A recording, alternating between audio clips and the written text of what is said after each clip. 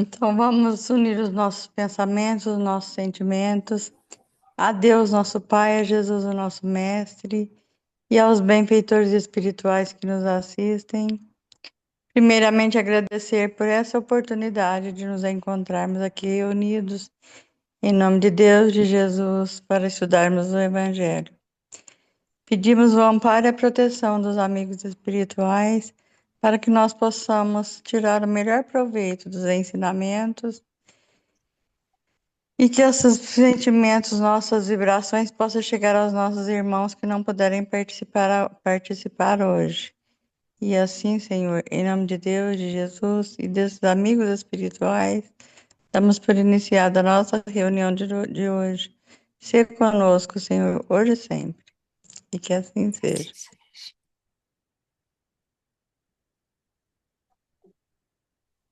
Obrigado, mãe. Oi, Daiane. Boa noite. Muito bem. Hoje é o Bruno. Hoje sou eu. Vamos lá. Deixa eu compartilhar com vocês. Você vai compartilhando, falar boa noite pro Vinícius. Tela cheia. Vou lá vocês aqui. Muito bem. Compartilhado, tela cheia. De quem Beleza? que é essa imagem aí, Bruno? Olha só, eu achei essa imagem na descrição que está lá no WikiArt, está falando que é das catacumbas romanas. Aí não tem autoria, né? Mas aí é interessante a data, né? Provavelmente é uma. Eu não sei se é um afresco, é um afresco, Claudinha? Que tipo de técnica é essa? Eu não sei, né? Mas é uma pintura de praticamente 2000 anos, né? Que interessante. Incrível, né? Incrível. E como que a, a arte, né? Hoje eu mostrei, eu fui falar sobre o início do Evangelho de Lucas para os meninos da mocidade, né? E eu fui levando as figuras que retratam as primeiras passagens. O anúncio da vinda de João Batista, nascimento de João Batista, nascimento do Cristo, tal. E como que essas pessoas se sentiram assim tão impactadas, né, com o texto, com o Evangelho, com aquela notícia e quiseram representar isso com arte, né? E eu falei assim para os meninos, ó, vocês podem até achar estranho, mas vocês precisam conhecer isso aqui, né? A minha missão é mostrar para vocês da onde que vem as musiquinhas que a gente canta, da onde que vem as orações, tudo aquilo que a gente conhece, precisa conhecer esses textos, porque há 2000 anos as pessoas conhecem isso. Então, por questão de honra, vocês não vão desencarnar sem conhecer também, né? Eu brinquei com O eles. Bruno, a Manu comentou comigo que eu dei carona para ela, ela falou que adorou. Ah, é? Olha que legal.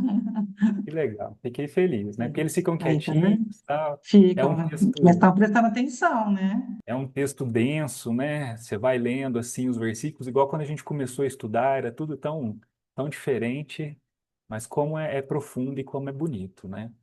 E hoje a gente vai dar sequência nessa nossa missão que nós começamos há uns 5 anos, né? E agora a gente está no capítulo 8º do Evangelho de Lucas, na passagem que o Haroldo intitulou Ressurreição da filha de Jairo e cura da mulher com fluxo de sangue.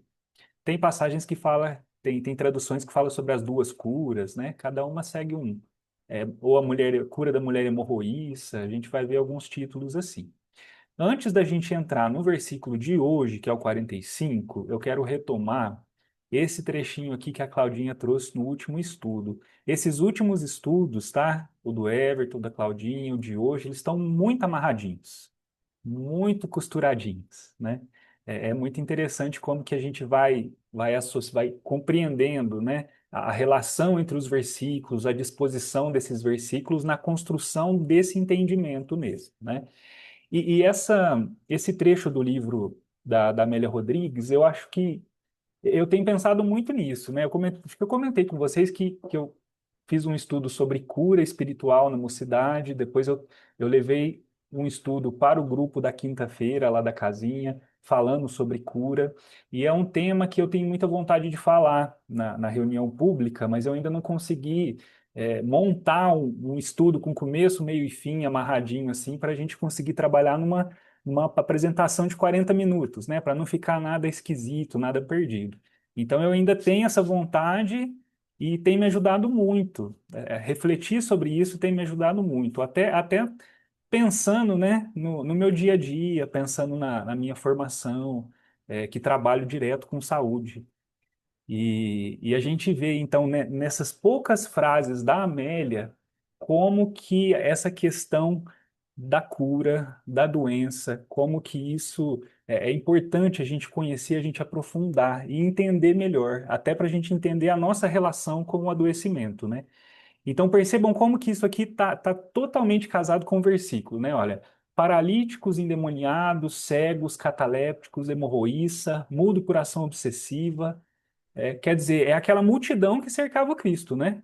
A multidão que estava sempre ali, sempre tocando, sempre apertando ele, comprimindo ele, né? Por toda parte, a dor. Por toda parte, a dor. As provações cedem lugar ao pagamento pelo trabalho do amor. Então, olha como que ela começa a falar de uma questão muito mais profunda, né? O que toda essa dor, o que todo esse processo de adoecimento, ele representa na essência, não é? Quando ela fala que essas provações, ou seja, essas dificuldades, esses desequilíbrios, tudo isso que gera tanto sofrimento, é justamente é, dentro dessa pedagogia divina, né? É uma forma da gente conseguir avançar, mas em oposição, digamos assim, ou como alternativa ao trabalho do amor. Então, quer dizer, o processo de adoecimento, ele não deveria existir, ele não precisaria existir, né? Se a gente de fato conseguisse fazer esse trabalho do amor, então essas provações, elas não precisariam ocorrer, né? E a gente vai conseguir entender melhor isso quando ela fala aqui, ó. Eram todos, ontem como hoje, doentes da alma e desejavam a cura para os corpos. Então ela coloca como sendo a causa de todas as doenças, né? A fonte de todas as dores, a doença essencial, a doença basal, digamos assim, a doença principal, que é a doença da alma, né? Doença no sentido de desequilíbrio, doença no sentido de que algo deixou de ser feito ou algo que foi feito da forma incorreta e provoca um sistema, um desequilíbrio, e esse desequilíbrio ele vai se manifestar numa encarnação ou na outra, na forma de uma doença, né? Na forma de uma doença. Dá para a gente falar que toda doença tem a sua origem no plano espiritual, na questão do espírito? Eu acho que a gente não pode nunca generalizar, porque generalizações são complicadas, né? O que a gente pode falar é que há relação, né? Um espírito em equilíbrio, ainda que o corpo seja submetido a um desafio, ele consegue sustentar ou ele consegue recuperar de forma muito mais rápida o seu ponto de equilíbrio e sustentar a sua saúde, né? A gente vê, por exemplo, o Chico, né? O Chico, ele, apesar de todo o desgaste que ele tinha com a mediunidade, com os trabalhos, a gente não tem notícia do Chico doente, né? Do Chico desgastado, do Chico com problemas, né? Possivelmente porque ele conseguia manter mesmo esse equilíbrio, né? E aí, olha só o que a Amélia coloca aqui, né? O mestre fazia cessar os efeitos dos seus erros, sarando a matéria. Então, aquilo que nós vemos na matéria nada mais é do que o efeito da nossa conduta, né? Entretanto, oferecia-lhes a diretriz evangélica, a verdadeira terapia para o espírito, única medicação para eliminar os sofrimentos. Única medicação para eliminar os sofrimentos. Por quê? Porque vai atuar na raiz, vai atuar na causa, correto? O amor de Deus refletido em Jesus não tem limite.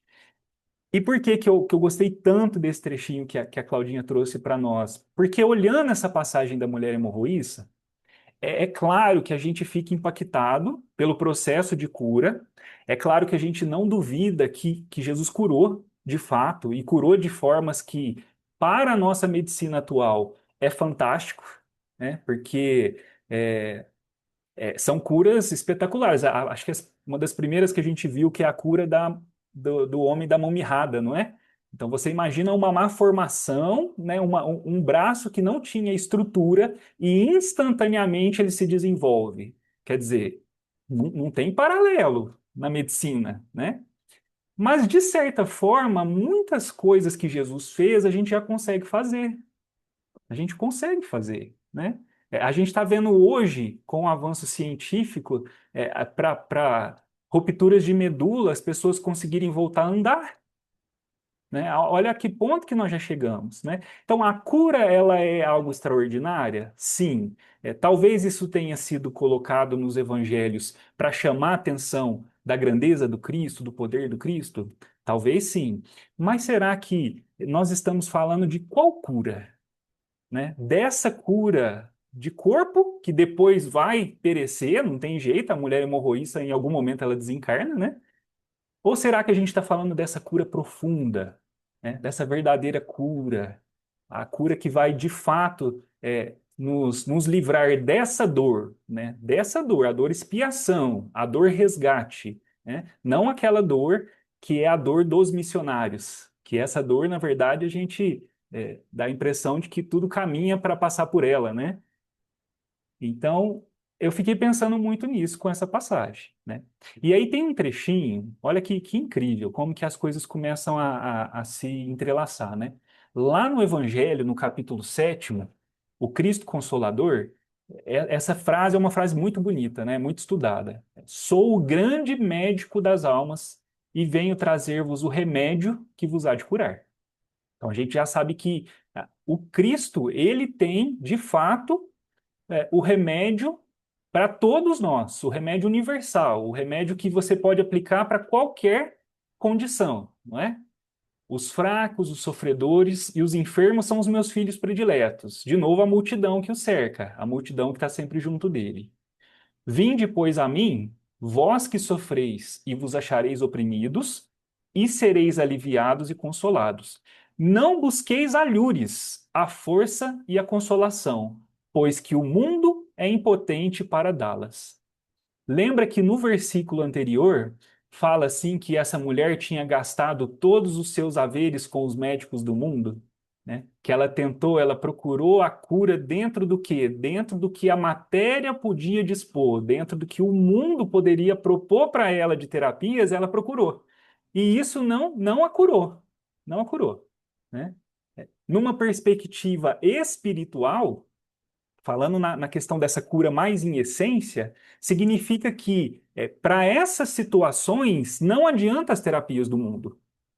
Não adianta. Não adianta a medicação, por mais bem intencionado que seja o médico, por mais que a conduta esteja correta, né? Se a causa é uma causa tão intrínseca, tão essencial, o mundo não será capaz de promover essa cura. E Ô, aí, Bruno, Bruno, oi.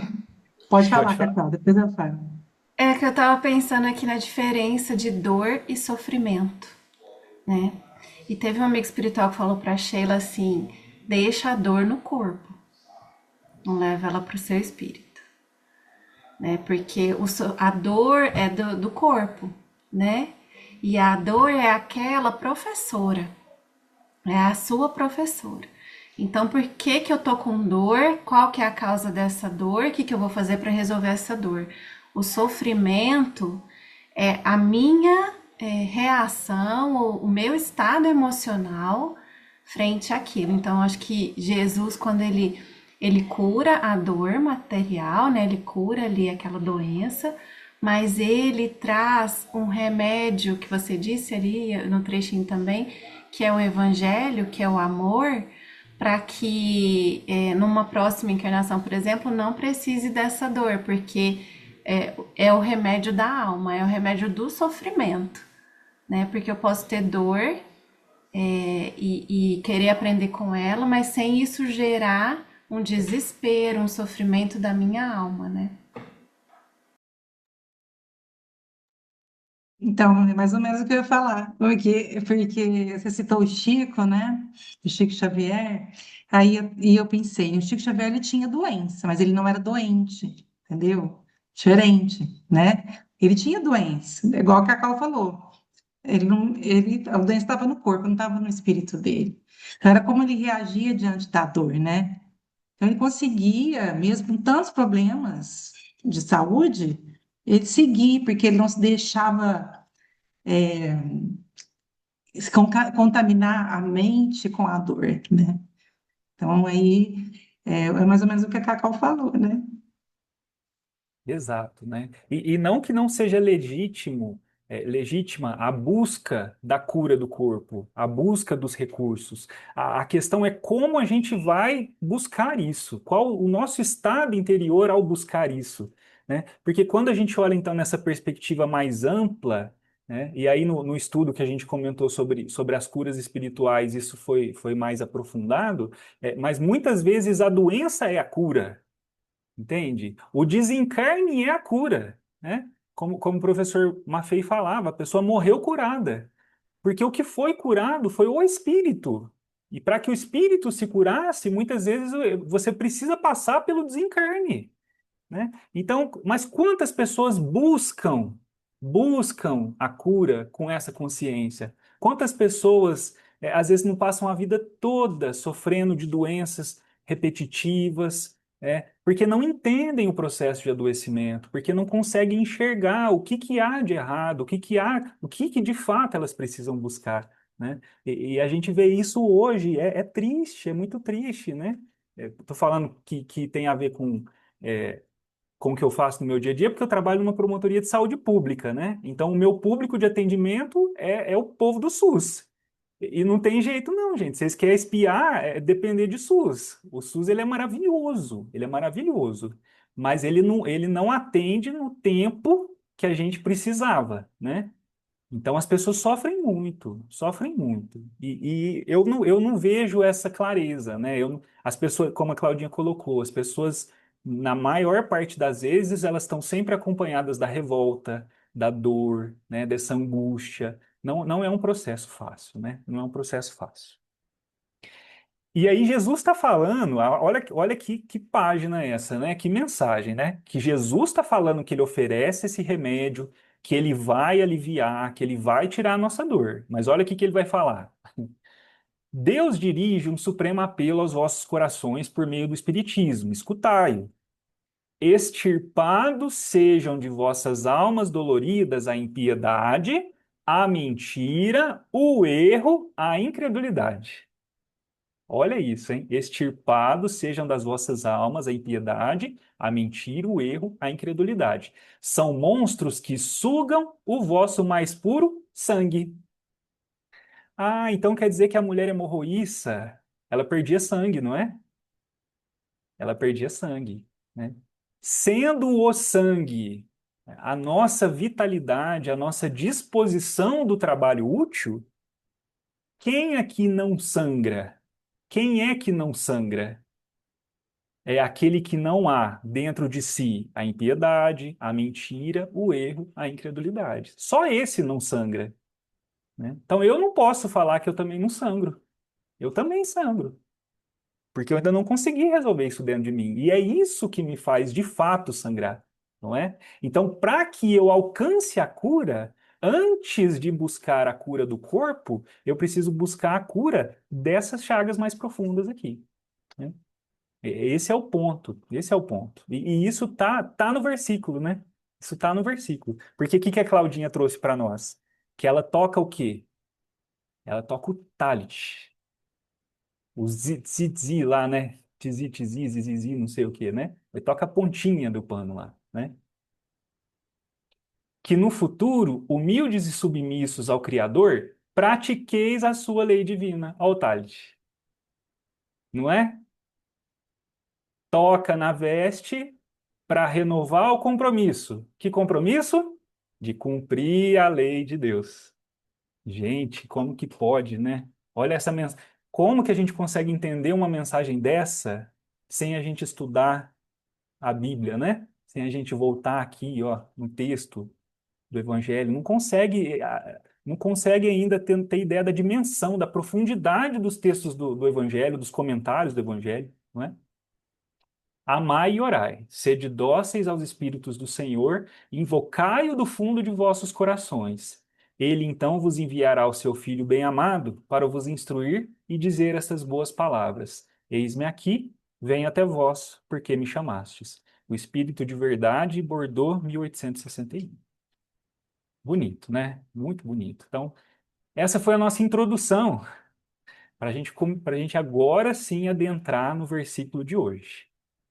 E a gente vai ver como que tudo vai casar, né? Disse Jesus: Quem tocou em mim? Negando todos, disse Pedro, comandante, as turbas te comprimem, né? Então, só por uma questão de estrutura poética aqui, né? Lembra que Lucas era médico de navio, né? Então, por isso que ele vai usar termos que eram termos náuticos ali. Então, por isso que sempre tem um comandante aí no meio dos versículos do Evangelho de Lucas, comandante, né? E é interessante porque é até cômica essa passagem, porque dá a impressão de que Pedrão tá tirando, ou ele tá tirando um sarro em Jesus, ou ele tá querendo puxar a orelha de Jesus. Fala assim, mas não é possível que você tá perguntando isso, né? Olha o tanto de gente que tem aqui te cercando. Você vai perguntar quem te tocou, mestre? Poxa, Eu tô aqui nesse aperto, tô me desdobrando para manter a segurança. Todo mundo te apertando. Você me vem com uma dessa? é interessante. E o toque, aí agora a gente vai na palavra, né? Tocou. O toque, essa palavra, primeiro que a primeira referência que nos vem à mente quando a gente fala desse sentido, que é o tato, a gente lembra, digamos assim, a parte do corpo que por excelência toca é as mãos. E mão no evangelho é o quê? Chave de codificação, né? Mão no evangelho é trabalho. Da mesma forma que pés é sentimento, casa é casa mental, mão é trabalho. Então, nós estamos falando de um toque, nós estamos falando de uma ação, né? Desse processo de movimentar, de fazer, correto? E o toque, ele traz dois sentidos, digamos assim, porque ao mesmo tempo em que você fala do toque físico, a gente usa essa mesma palavra para se referir a sentimento, não é? Eu fiquei tocado, né? Isso me tocou, essa música me tocou, aquelas palavras me tocaram. Então, a gente fala em toque, a gente fala tanto dessa aproximação física, quanto dessa aproximação de sentimento. Então, olha como que isso aí já vai dando uma clareza, né? Caminhos interpretativos para o versículo.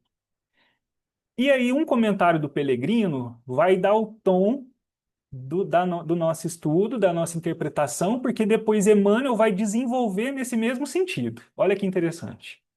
O poder de Jesus não é mágico, embora atue pela corporeidade, descarregando-se no contato imediato. Então dá a entender isso mesmo da passagem, né? A moça tocou, Jesus sentiu, a virtude saiu, ela se curou. Negócio assim, né? Quase que é, Jesus, um grande manancial de forças, né? De virtudes, de poderes, e aquele que consegue acessar, no simples toque, ele recebe a descarga, né? Então, eu acho que a metáfora, ela não é tão, digamos assim, não é algo tão sutil, não. Eu acho que é um processo físico aí. Eu acho que há uma questão que a física espiritual explica, né? Essa diferença de potencial, sendo Jesus o máximo do potencial, da virtude, a gente aqui numa situação de menor potencial, e na natureza tudo flui do que há mais potencial para o que há menos potencial. Então a gente tem aí um fenômeno físico mesmo, né? Para aquele que de fato toca, para aquele que de fato toca. Por isso que ele fala: para recebê-lo, não basta o contato da mão, é preciso o mais profundo e tenaz toque da fé. Ó, legal, hein? Depois ele fala assim: com a pergunta, Jesus não pretende descobrir um culpado, mas manifestar um exemplo de crente. Então, aquela que de fato ele percebe que no meio, né, de centenas de toques, há um toque singular.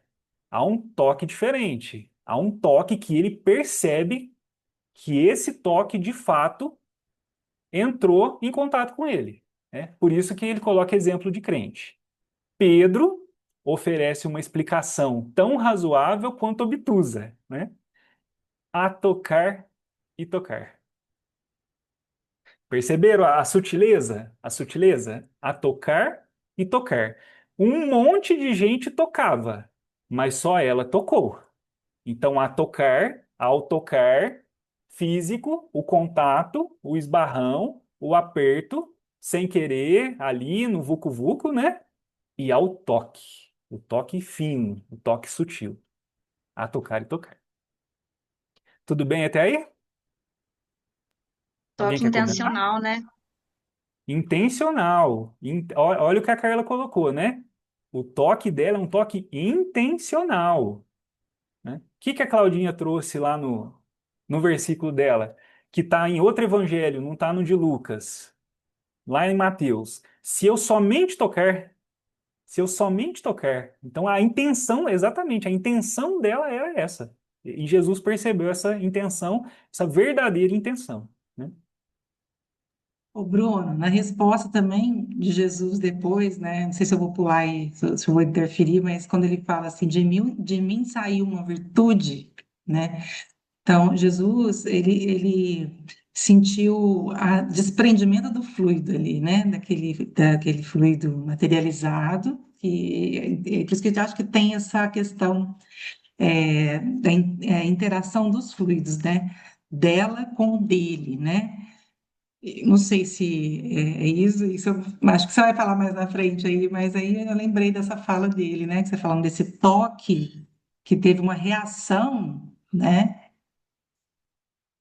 Material, ele Exato, sentiu, exato. Eu né? acho que se a gente for estudar na perspectiva dessa análise do processo de cura, eu acho que seria isso mesmo, Karen. Seria isso mesmo, né? É você ter um despreendimento desse fluido aí, que a gente não sabe exatamente como Jesus o cria, se parte só dele, se é uma combinação de fluidos, mas eu acho que o mecanismo é exatamente esse, né? Mas isso eu vou deixar para outro companheiro estudar e trazer para nós. Eu vou ficar só no 45 hoje. Olha só, livro Harmonização, título da lição, O Toque. O Toque. É Emmanuel comentando exatamente esse versículo de Lucas. Então, quando isso acontece, a gente tem que.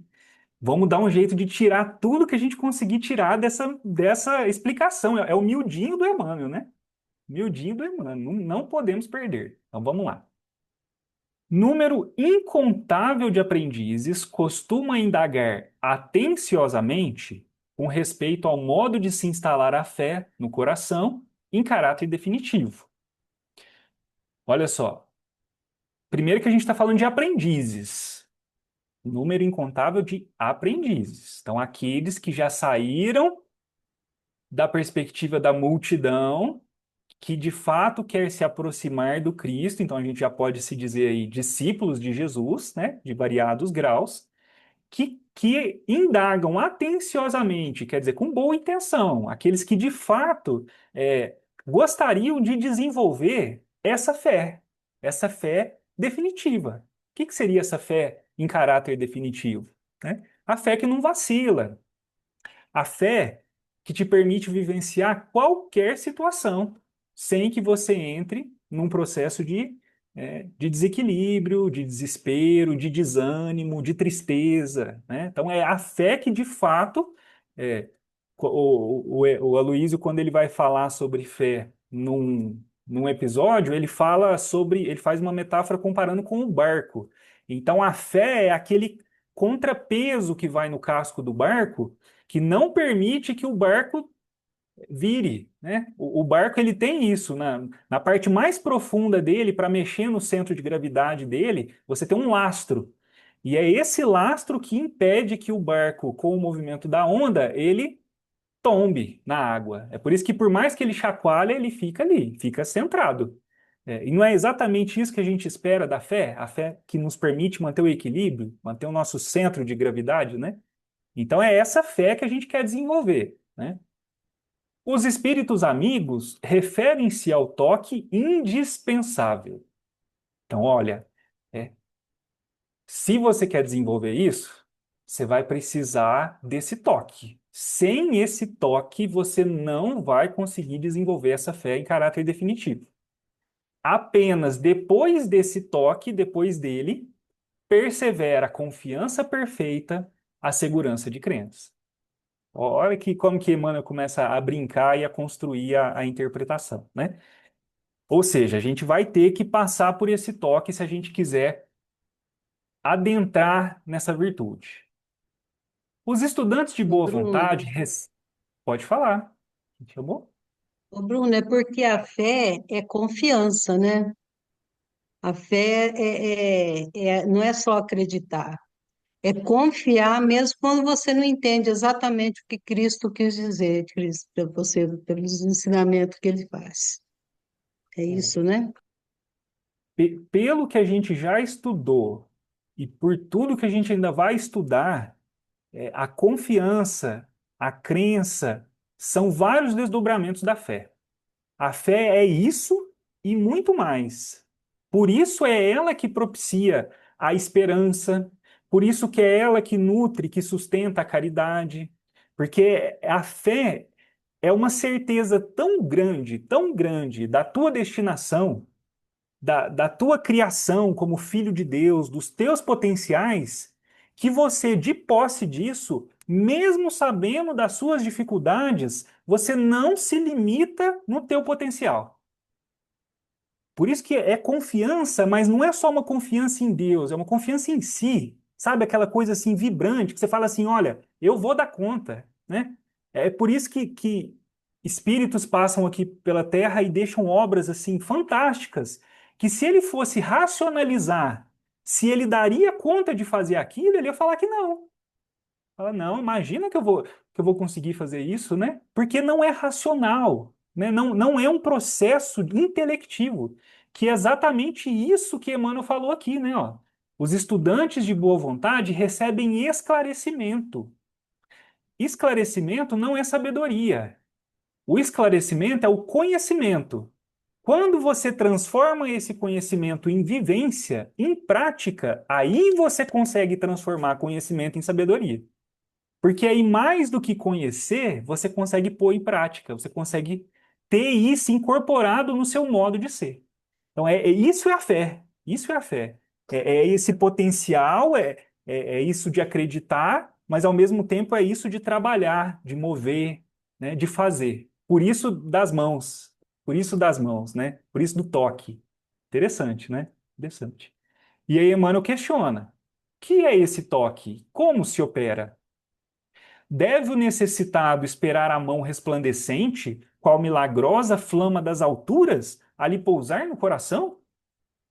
Então, quer dizer, a gente vai desenvolver essa fé só esperando? É só esperar. É só esperar. Só ficar, vai vivendo que uma hora a fé chega. É isso? É, já deu a entender que não vai ser por aí o caminho, né? Porque ele fala de tal forma que ele está sendo meio irônico ali, né? É isso, a gente vai ser uma mão milagrosa que vem de Deus e toca no coração da Hebe, e aí a Hebe se transforma numa mulher de fé. É assim, né? Externo, sem esforço, entende? Aí ele mesmo já responde, né? Isso, porém, talvez o violentasse. Então Deus poderia fazer isso? Primeiro que Deus poderia ter criado a gente perfeito, né? Comece por aí. Aí você não precisa preocupar em desenvolver nada, porque já tem tudo, né? Ele não quis. Por que que ele não quis? Pergunta para ele. Quando ele te responder, você vem aqui e conta pra gente, né? Tem coisa, não tem o que fazer, né? Deus quis assim, né? Aí ele criou um monte de lei, que também ele criou porque ele quis, então ele criou o livre-arbítrio, né? Ele criou que a gente tem que progredir encarnado, que a gente poderia, né, evoluir no plano espiritual, já que a verdadeira vida é a vida de lá. Mas não, tem que encarnar, é encarnado que você progride. Por quê? Porque Deus quis, né? Então tem coisa que é porque né? Aí nesse ponto eu concordo quando eles falam assim, milagre de Deus, né? As outras religiões falam assim, milagre de Deus. Não, mistério de Deus, mistério de Deus. É isso mesmo, né? Então, se Deus fizer isso com a gente, ele está nos violentando, porque de fato ele está impedindo o desenvolvimento do livre-arbítrio. O livre-arbítrio é a liberdade para escolher o que quiser, até as coisas ruins, né? Pode fazer a escolha que você quiser. E aí ele dá um exemplo de como que esse processo, de fato, pode ser mal interpretado. Chegando um menino aí, gente, qualquer coisa vocês me perdoam. Sabemos que o próprio Jesus, certo dia, quando tentava aproximar-se dos... Oi, meu bem. Depois, agora a gente está aqui reunido, ó, todo mundo estudando sobre Jesus. Você vai estudar também? Não. Não? Senta aí, você quer assistir um pouquinho de TV? Eu ponho para você.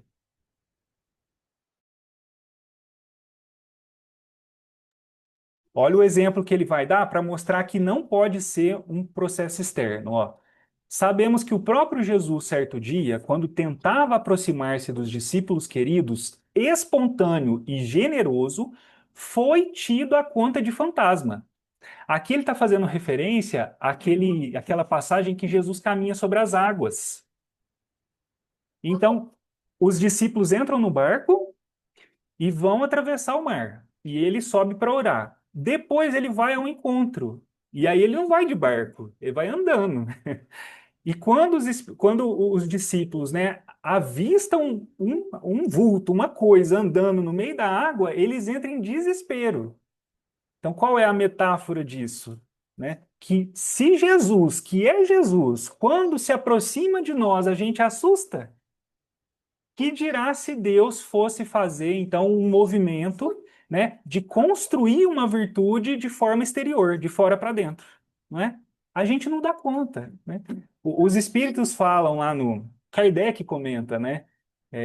Quando a gente vai estudar lá nos princípios do espiritismo, por que que a espiritualidade não faz um monte de evento de comunicação e para todo mundo ficar ciente que o mundo espiritual existe, espírito existe, espiritismo não é loucura? Aí ele fala que se isso acontecesse, as pessoas não acreditariam. Sim, simples assim, né? E hoje eu não duvido disso. Hoje eu não duvido disso. Porque hoje a gente vivencia uma situação em que aquele que quer acreditar em algo ou não quer acreditar em algo é assim, quase que indefinitivo, não é? Não há argumento, não há razão, racionalidade que mude a perspectiva da pessoa. Então, todo movimento de evolução, ele é sempre de dentro para fora. Sempre. Qualquer virtude, qualquer, é, qualquer talento, qualquer característica, tudo aquilo que a gente quiser ter, que a gente admira, a gente vai ter que construir, né? Só que aqui a gente vai ver como também, né? Vou ver se vai dar tempo da gente ver como. O caso da mulher doente que procurava tocar o Senhor de leve, cheia de confiança, depois de reconhecer a miséria orgânica, é elucidativo. A enferma, por receber o toque divino, movimentou-se intensamente, né? Quando ele fala que em miséria orgânica, eu fiquei pensando se ele está falando só dessa questão de reconhecer a doença em si, ou de reconhecer de fato a efemeridade das condições do mundo físico, né? Será que essa mulher não de fato percebeu que aquilo que ela vivenciava era um processo inevitável para aquela situação dela, que ela teria que aprender a conviver com aquilo, e de fato ela foi buscar algo muito maior?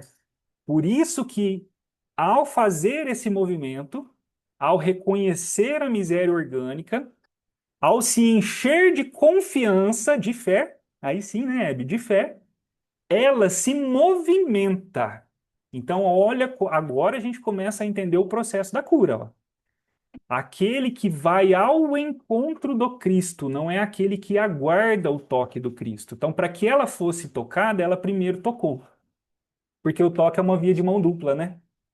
Quem toca é Ô, tocado. Bruno, Pode e como falar. a Cacau falou lá que a doença é uma professora, né? E já havia um tempo que ela já estava com essa doença, ela talvez já tinha aprendido a lição com a professora, né? Já e entendeu assim o processo dela, né? E quando ela toca Jesus, eu tenho a impressão que ela já tinha até aprofundado essa questão da doença, né, que era uma questão que ela tinha que aceitar e tudo, mas ela tinha uma fé tão grande ali, né? Tão grande, já trabalhada no que a doença fez com ela. né? Porque a doença, como professora, ela faz isso com quem tem processo. Quem já passou o processo de doença é difícil, sabe que a gente se transforma por dentro, né? Assim, tem uma transformação, uma mudança, né? Então, você falando isso, eu estava lembrando desse tempo que ela já estava convivendo com a doença, né? 12 anos, né, cara? 12 Então, anos. então, Pensa como foi sofrido para a gente ficar 12 meses isolado na época da pandemia. Agora imagina 12 anos de isolamento. Porque como a gente já viu nos estudos anteriores, a vida dessas pessoas era a vida comunitária. Ela poderia ir na sinagoga, participar dos cultos, dos estudos. Aí, por conta da condição dela, do sangue que a tornava impura, ela ficou isolada 12 anos, a ponto da própria família, né, a renegar. Então, imagina o nível de sofrimento dela, né? Imagina essa dor. E isso que você colocou é interessante. Então, às vezes ela já havia sido curada na perspectiva espiritual. E ela conquista a cura física só como um desdobramento, só como uma consequência, né? Quase que um detalhe, porque o principal havia sido atingido, né? Ela compreendeu o processo de adoecimento dela. e outra, Jesus sempre perguntava: você quer que eu te cure? Ela já tinha resolvido, que ela já queria ser curada, entendeu? É isso que eu estava pensando. Que legal, hein? Muito legal. Então fica claro aqui o processo do toque dela que envolve essa busca, né? Essa movimentação. Antes de tudo, e agora Emmanuel ele vai pegar o que está no contexto, nas entrelinhas, aquilo que a gente só lê no versículo não fica claro, né? Mas a Claudinha também trouxe isso no estudo anterior, ó. Ela examinou a própria ruína, então ela buscou o quê? O autoconhecimento. Ela olhou para dentro de si, ela viu aquilo que precisava de fato ser movimentado, ser modificado. Ela declarou isso perante ela, então ela afirma para ela a verdadeira condição dela, aceita a necessidade do socorro do Cristo, porque aquele que, apesar de identificar a dificuldade, prefere se manter na condição de vítima, esse não está aceitando a necessidade de socorro do Cristo, porque ela quer permanecer naquela condição, não é? Sai de casa para identificar-se com todos os que precisavam de assistência do Mestre Divino. Então ela não reclama atendimento particular, né? Atendimento domiciliar. Ela se movimenta, não é? Ela vai no meio da multidão, como a Claudinha colocou, fraca, sofrida, com dor. Mesmo assim, ela se coloca e toca a veste cheia de confiança, cheia de fé. E instantaneamente foi tocada por Jesus, de maneira particular, encheu-se de luz e voltou à paz. Então, nesse momento, depois de todo esse esforço, de tudo aquilo que partiu dela, aí sim ela é tocada pelo Cristo e aí sim ela acessa essa fonte, né? Esse manancial. E é interessante que Simão tenha perguntado: Mestre, a multidão te aperta e te oprime, e dizes: Quem me tocou? Então agora ele ainda volta no comentário de Pedro.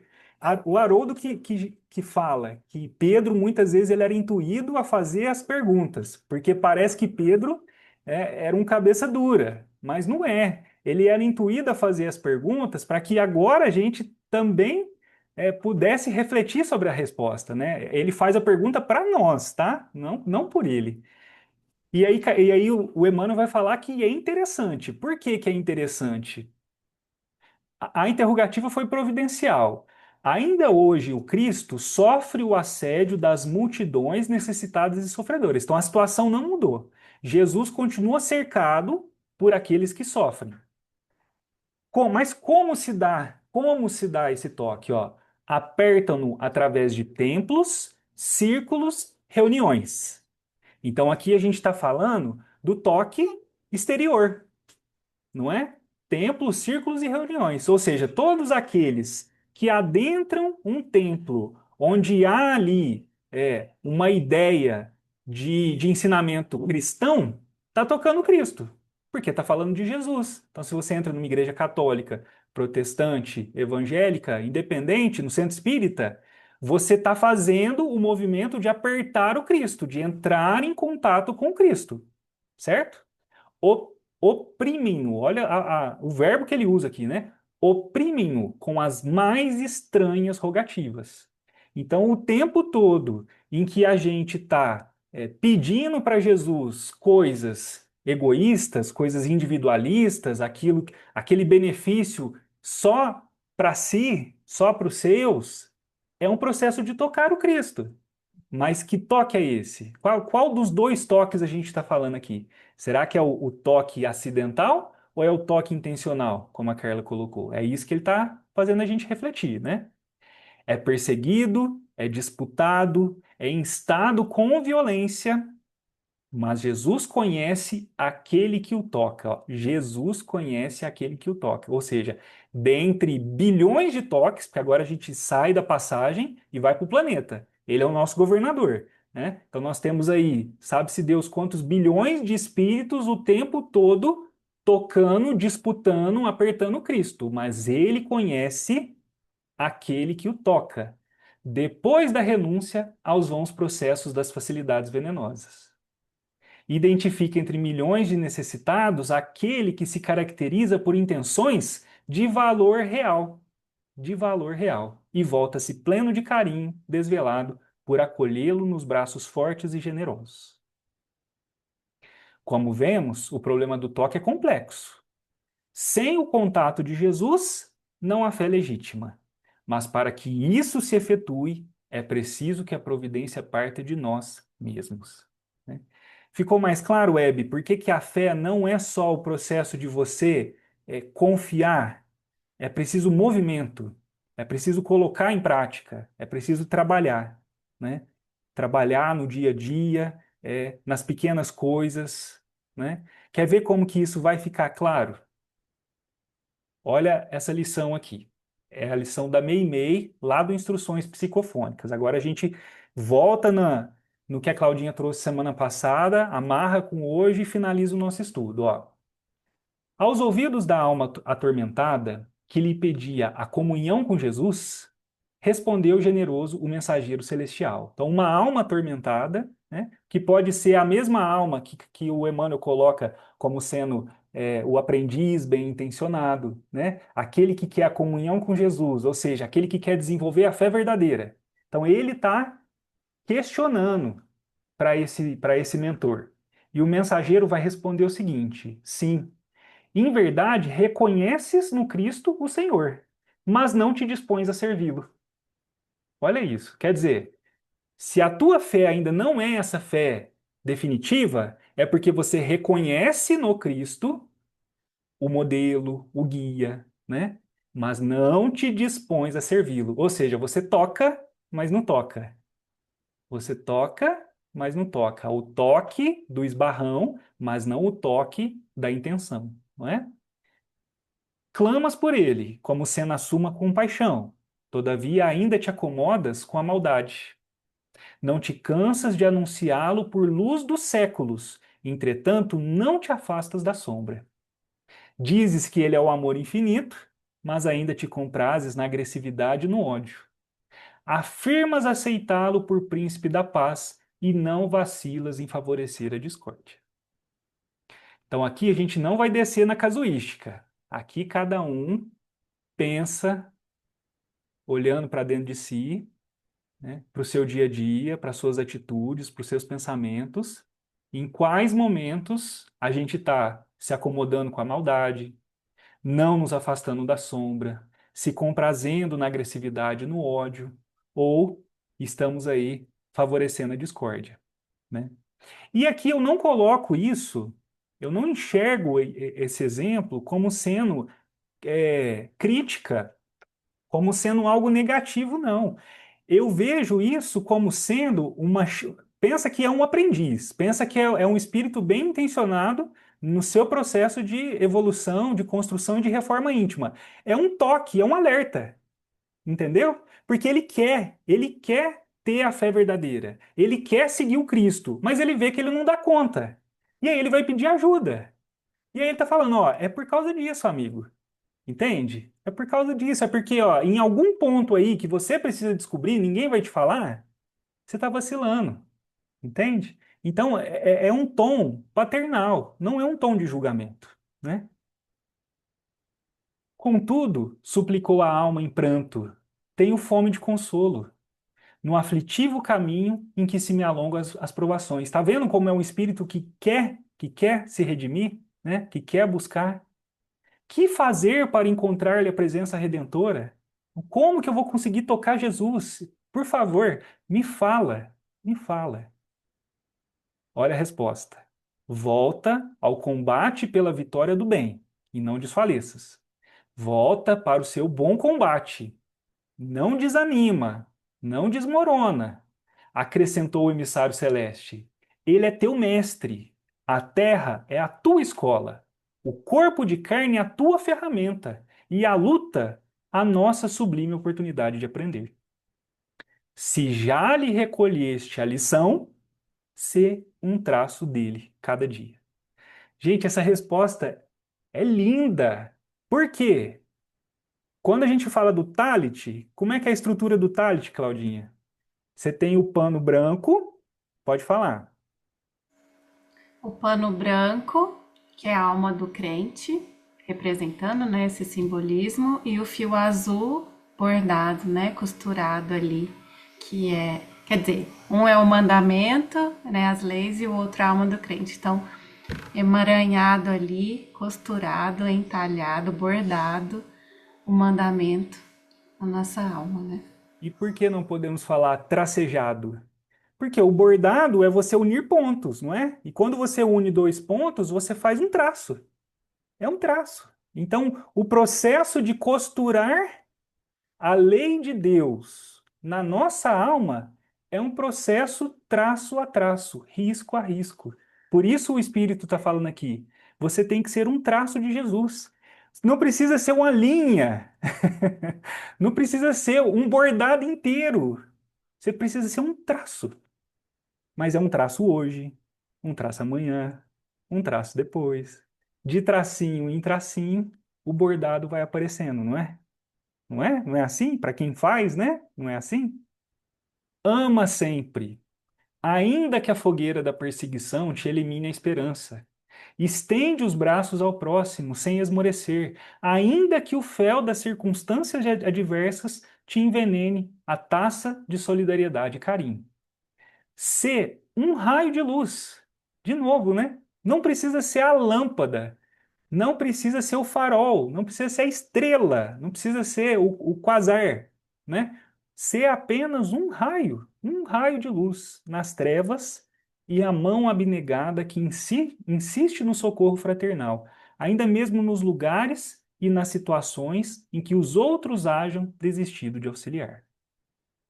Vai, esquece-te e ajuda no silêncio, assim como no silêncio recolhes dele o alento de cada instante. Não pretendas improvisar a santidade, e nem esperes partilhar-lhe de imediato a glória sublime. Ouve, basta que sejas um traço do Senhor onde estiveres. Fez sentido o toque no talit? Fez sentido, né?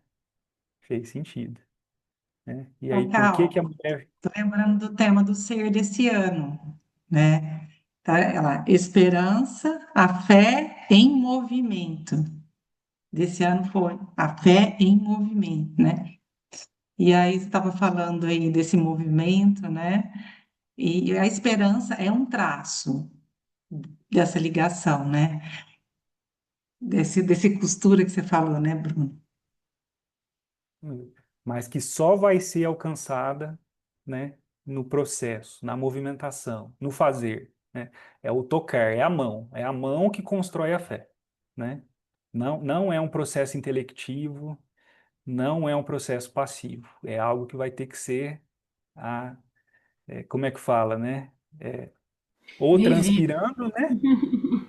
É desidratando, seja pela lágrima, seja pelo trabalho, mas é desidratando que a gente chega lá, né? Bom, gente, por hoje tá bom, né? Parei um pouquinho antes aqui. Uai, achei que você ia botar música. Do bom Ah, combate? do bom combate, eu não pensei. É verdade, hein? Você não pensou, mas eu achei aqui essa passagem que é uma das que eu mais gosto, que é a Epístola de Paulo a Timóteo, que ele diz, ele já no fim, né? Ele diz: Combati o bom combate, terminei a corrida, guardei a fé. Agora me está reservada a coroa da justiça que o Senhor, justo juiz, me dará naquele dia, e não somente a mim, mas também a todos os que amam a sua vinda. Mas como a gente viu aí nas instruções psicofônicas, é difícil, é difícil. É dia a dia, né? E quando a gente falha, dói muito, né? Dói muito porque é tanto que recebe, né? É. Obrigado, viu, Bruno? Muito bem construído o raciocínio, a fundamentação, e a gente chega num resultado muito claro a partir do texto bíblico, né? Quanto mais a gente estuda, mais a gente vê que tá tudo lá, né? Muito que bem, muito bem. Quem vai fazer a prece para nós encerrarmos? Daiane, seu pai tá bem? Oi, tá melhorando, tá no processo.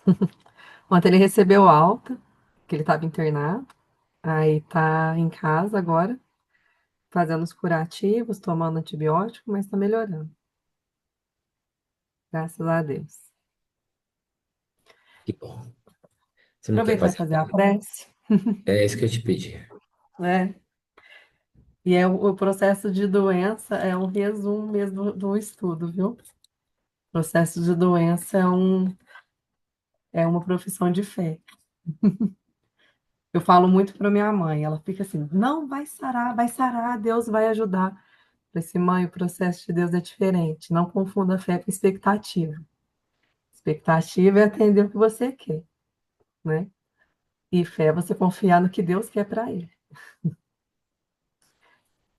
É nisso, vamos fechar os nossos olhos, levar o nosso pensamento a Jesus, rogar a Deus, Pai Todo-Poderoso, que nos envolva com a tua luz bendita, iluminando o nosso caminho, esclarecendo o nosso coração, fortalecendo a nossa fé, fortalecendo a nossa luz, de forma a iluminar a todos aqueles que se aproximam de nós. Que possamos ter o Evangelho como diretriz das nossas atitudes, dos nossos pensamentos, dos nossos sentimentos.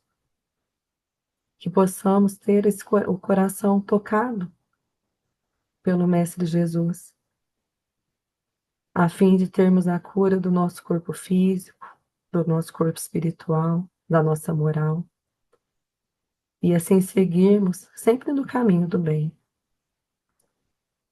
Pedimos a luz do nosso Mestre Jesus na cura de todas as feridas, sejam elas emocionais, depressivas e físicas, o atendimento de tantos doentes, de tantas pessoas necessitadas, muitas das vezes simplesmente pelo teu amor, confusas que estão diante de tantos erros do percurso, mas que Jesus seja a luz no coração de cada um.